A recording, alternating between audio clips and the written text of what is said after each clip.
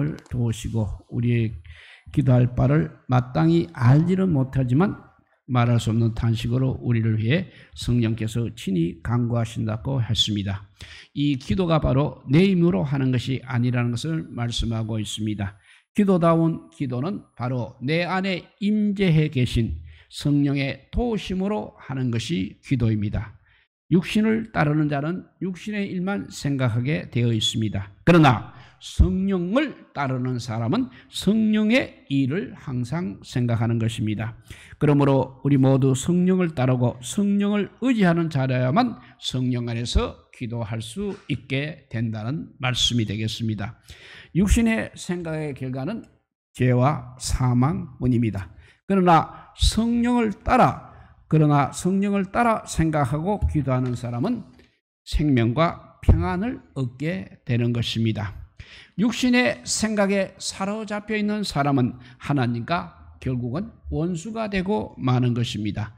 육신에 속한 자들은, 왜냐하면 육신에 속한 자들은 하나님을 기쁘시게 할 수 없기 때문입니다. 그러므로 누구든지 예수 그리스도의 영이신 성령 안에서 살아가는 자가 아니라면 예수 그리스도의 사람이 아니라는 것입니다. 성령 안에서 살아가는 자라야만 하나님의 자녀인 것입니다. 교회 다닌다고 해서 다 하나님의 자녀가 되는 것은 아닐 것입니다. 예수 그리스도를 나의 생명의 구주로 영접하고 하나님께서 보내주신 성령을 내 안에 모시고 성령 안에서 살아가는 자라야만 하나님의 자녀인 것입니다. 성령 안에서 살아간다는 것은 결국 양자의 영을 받았음을 뜻하고 있습니다. 그러므로 성령을 받은 성도는 양자의 영을 받은 특권을 가지고 하나님 아버지를 이제 아버지라고 부르게 되는 것입니다. 성도는 천대받는 양자가 아니라는 것입니다. 하나님 아버지께 사랑받는 양자입니다. 인정받는 양자입니다. 그리스도 안에서 상속자의 영광까지 누리는 양자인 것입니다. 그러므로 성도는 예수 그리스도와 함께 영광을 받기 위하여 반드시 고난도 함께 받는 자들이라고 말씀하고 있는 것입니다. 우리가 성도다운 성도의 삶을 살아가기 위해서는 지금 받고 있는 그 고난이 있다면 그 고난은 장차 성도에게 나타날 영광과 비교할 수 없다고 했습니다. 그러니까 우리나라 사자성어를 하면 고진감래라는 말이 있습니다. 젊어 고생은 사서라도 한다 하는 속담도 있습니다. 고생 끝에 낙이 온다는 속담도 있습니다. 성경적으로 하면 고난의 십자가가 없는 영광의 날이라는 것은 없다는 것입니다. 그래서 영어로 하면 no cross, no crown입니다. 크로스 십자가가 없으면 no crown, 면류관도 영광도 없다는 것입니다. 우리가 336장 환난과 핍박 중에 대한 찬송을 아무 생각 없이 그냥 따라 불러서는 안 됩니다. 유튜브에 들어가서 보게 되면 북한 지하교회 예배 장면을 볼 수 있습니다. 우리가 소문으로 듣는 북한 지하교회 성도들의 간절한 기도와 목소리를 낮추어서 간절함을 담아 부르는 찬송가 소리를 거기서 들을 수 있습니다. 초대교회 역사에 바로 지하 카토콤의 성도들의 부르짖음을 들으신 주님께서 오늘날 우리 각 사람, 각 가정, 교회와 나라와 성도들의 부르짖음에 분명하게 응답해 주실 것입니다. 북한 지하 교회 성도들에게도 자유로운 예배의 날을 분명히 허락하실 줄 믿습니다. 오늘 보면 23절에 보면 성령의 처음 익은 열매를 받은 우리라는 이 구절은 성령을 하나님의 첫 선물로 받은 우리, 이렇게 번역해야 훨씬 우리가 이해하기 쉬운 말씀이 됩니다. 그렇습니다. 성도인 우리는 성령을 하나님의 첫 선물로 받은 자들입니다. 하나님의 첫 선물이 바로 성령이라는 말씀입니다. 예수님께서 부활 성천하셨습니다. 성천하시면서 이렇게 말씀하셨습니다. 예루살렘을 떠나지 말고 아버지께서 주시리라고 한 성령을 기다리라고 그렇게 말씀하셨습니다. 그 약속의 말씀을 믿고 기도한 백성들은 드디어 120명의 성도들에게 성령이 임하였습니다. 바람과 같은 성령, 불의 해와 같은 성령의 강력한 임재 가운데 초대교회가 이렇게 탄생을 하였던 것입니다. 그러므로 우리가 믿음으로 산다고 하는 것은 성령 안에서 성령으로 말미암아 성령의 능력을 덧입고 살아가는 삶이어야 하는 것입니다. 그러므로 성도인 우리는 구원을 항상 소망하며 살아가야 합니다. 그 소망은 눈에 보이는 소망이 아닌 것입니다. 그렇지 않습니까? 당장 내 눈앞에 이루어지는 그 무슨 일이라면 이루어지는 것으로 만족하면 되지 더 이상 소망할 것이 무엇이 있겠습니까? 그러나 성도의 소망이라는 것은 장차 이루어질 완전한 구원을 향한 소망을 말씀하고 있는 것입니다.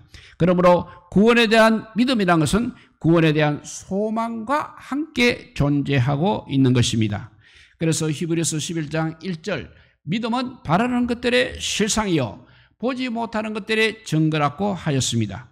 25절 말씀이 오늘 본문 25절 말씀이 바로 그런 내용입니다. 만일 우리가 보지 못하는 것을 바라면 참음으로 기다릴지니라고 했습니다. 그 어떤 일이든 성취되기까지는 반드시 참고 인내하며 기다리는 것이 상식인 것입니다. 그래서 믿음과 소망이란 말이 바로 그런 것이라고 말씀하고 있습니다. 로마서 5장 3절에서 4절 말씀입니다. 우리가 환난 중에도 즐거워하나니 이는 환난은 인내를, 인내는 연단은 소망을 이루는 줄 아미로다고 하였습니다. 우리가 이 세상을 살아가면서 개인이든 가족이든 나라 일이든 그 어떤 환난을 겪을 때 참고 견디며 인내하게 되지 않습니까? 그 인내의 과정을 통하여서 우리는 각 사람의 몸과 마음이 연단을 받게 되는 것입니다. 그 연단의 날들을 통하여서 비로소 우리는 정금같이 빛나는 믿음의 사람으로 소망을 성취하게 되는 것입니다. 옛날 시골 장터에는 낫이나 칼이나 호미를 벼르는 그런 대장간이 있었습니다. 재래식 풍로의 열기로 낫이나 호미를 시뻘겋게 담글게 됩니다. 그리고 연신 달구어진 낫이나 호미를 연신 망치로 내려칩니다. 그런 과정을 수도 없이 되풀이하는 것입니다. 그런 연단의 과정을 통해서 나중에는 대장장이의 마음에 흡족한 낫과 칼과 호미와 같은 연단들이 비로소 상품으로 만들어지게 되는 것입니다.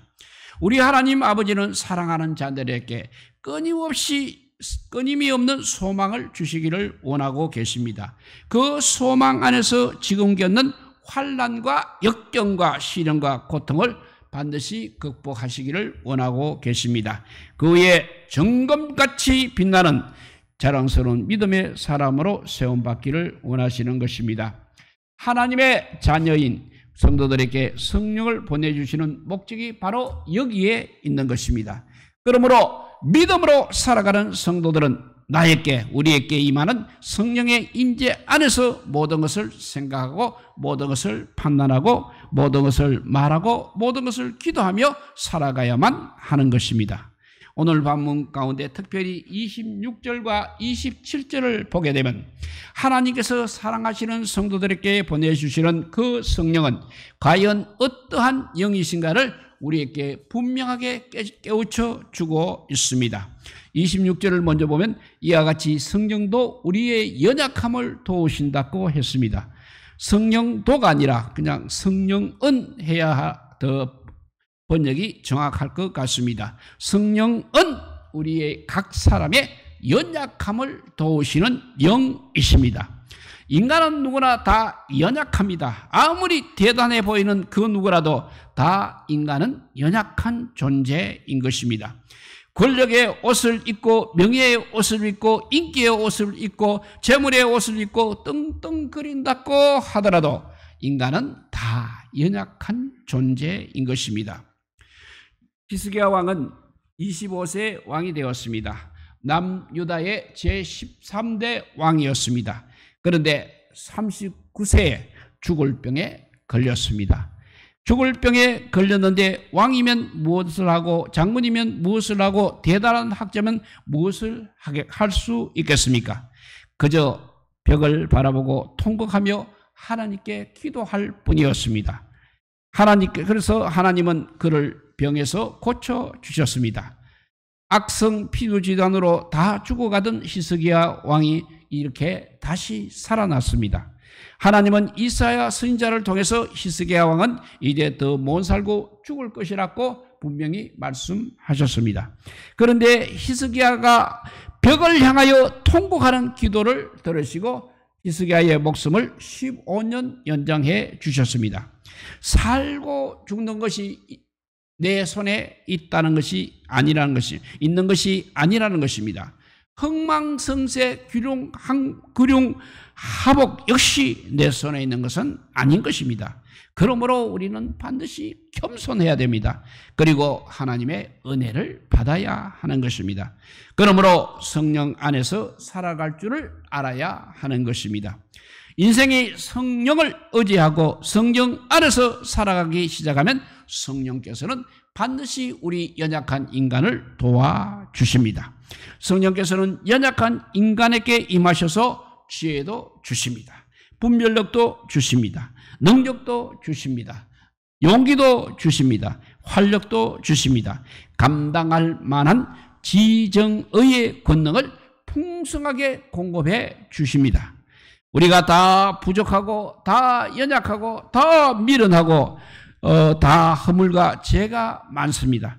그렇지만 하나님은 하나님을 사랑하고 예수님을 사랑하고 성령님을 사랑하는 자께는 넘치도록 풍성한 은혜를 베풀어 주시는 분이십니다. 연약함을 도와주실 것입니다. 우리 인간은 다 연약한 존재라는 것을 늘 깨우치시기 바랍니다. 로마서 8장에는 세 번의 탄식이 언급되어 있습니다. 22절에는 피조물의 탄식, 23절에는 성도의 탄식, 26절에서는 성령의 탄식에 대해서 언급하고 있습니다. 탄식이라는 우리 단어에는 부정적인 의미가 강하게 풍겨 있습니다. 그러나 영어 성경을 보게 되면 groan이라는 G-R-O-A-N, groan이라는 단어를 사용하고 있습니다. 이 말은 신음하다, 괴로워하다는 뜻이 담겨 있는 단어입니다. 왜 이 세상에 피조물이 탄식해야 하는 것입니까? 왜 이 세상에 인간 인생들이 탄식해야 하는 것입니까? 왜 성령님이 탄식하며 신음하며 괴로워하며 성도들을 위해서 간구하고 계십니까? 세상에 피조물이 탄식하며 고통을 겪고 있다고 말씀하고 있습니다. 성령을 하나님의 첫 선물로 받은 성도들조차도 양자로서 누릴 죄사함의 은총과 속량을 위해서 탄식해야 한다고 하였습니다. 성령조차도 말할 수 없는 탄식으로 성도들을 위하여 친히 간구하신다고 하였습니다. 우리는 마땅히 빌 바를 알지 못하고 있습니다. 그러나 성령 안에서 성령의 도우심을 의지하여 기도하다 보면 친히 성령께서 말할 수 없는 탄식으로 친히 성도들을 위하여 간구하심을 깨닫게 되는 것입니다. 성령은 이렇게 신음하며 괴로워하며 친히 성도들을 위해서 간구하시는 주님의 영이십니다. 그러므로 로마서 8장 28절 말씀처럼 하나님을 사랑하는 자, 곧 그의 뜻대로 부르심을 입은 자들에게는 모든 것이 합력하여 선을 이룬다고 하셨습니다. 우리가 믿음으로 살아가지만 답답할 때가 있을 것입니다. 답답할 때가 있을 것이 아니라 많습니다. 사도 바울이 사용하는 탄식이란 표현은 불순종하여 타락하고 범죄한 아담의 후손인 인간이 이 죄악 많은 세상을 살아가면서 하나님의 원창조인 에덴의 창조의 회복을 열망하는 간구인 것입니다. 그러니까 새하늘과 새 땅을 갈망하고 있다는 것입니다. 새하늘과 새 땅을 향한 갈망이라 할 수 있겠습니다. 요한계시록 21장 2절을 보면 새하늘과 새 땅은 거룩한 성 새 예루살렘 이라고 했습니다. 마치 신부가 남편을 위하여 단장한 것 같더라고 했습니다. 여성이 평생을 살아가면서 가장 아름답고 화려한 날이 바로 신부의 단장을 한 그날이 아니겠습니까? 사도 요한은 새하늘과 새 땅의 아름다움과 거룩한 성 새 예루살렘의 아름다움을 달리 표현할 길이 없어서 그렇게 표현하고 있는 것입니다.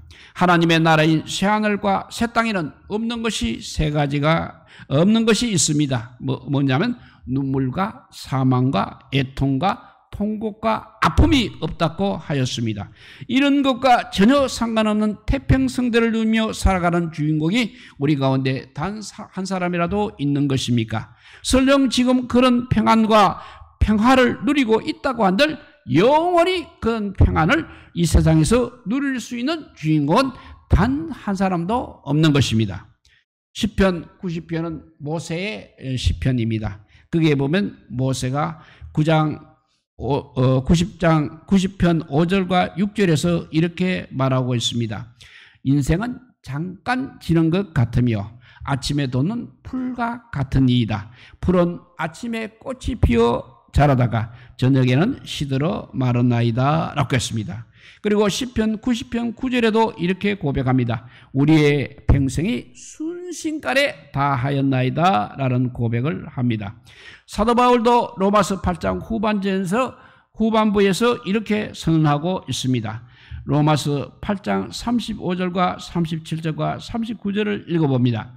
누가 우리는 그리스도의 사랑에서 끊으리요? 환난이나 공고나 박해나 기근이나 적신이나 위험이나 칼이라. 그러나 이 모든 일에 우리를 사랑하시는 이로 말미암아 우리가 넉넉히 이기느니라 하고 39절에 가서는 우리를 우리 주 예수 그리스도 안에 있는 하나님의 사랑에서 끊을 수 없으리로다 라고 말씀하였습니다. 성도의 삶이라는 것은 절대로 이렇게 탄식과 신음과 괴로움으로 끝나지 않는다는 말씀입니다.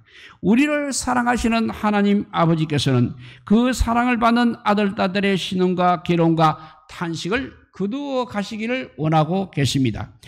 예수 그리스도 안에서 영원한 구원의 소망과 기쁨과 감사와 은혜와 평강을 누리며 살아가기를 우리 하나님은 원하고 계신다는 것입니다. 그래서 말할 수 없는 탄식으로 말미암아 그 나중을 점점 은혜롭고 복되게 해 주실 것입니다. 하나님께서는 인간의 마음을 살피시는 분이십니다. 에레미야 17장 9절에 보게 되면 만물보다 거짓되고 심히 부패한 것은 마음이라고 하였습니다. 그 다음 10절에 보면 나 여호와는 심장을 살피며 폐부를 시험하고 각각 그 행위와 그의 행실대로 보응한다고 하였습니다. 하나님은 성령의 생각도 아시고 계십니다. 성령은 반드시 하나님의 뜻대로 기도하는 영입니다. 하나님께서는 하나님을 아바 아버지라고 부르게 된 양자인 성도들이 성령 안에서 성령의 인도하심을 따라 성령의 도우심으로 하나님의 뜻대로 기도하시기를 원하고 계십니다.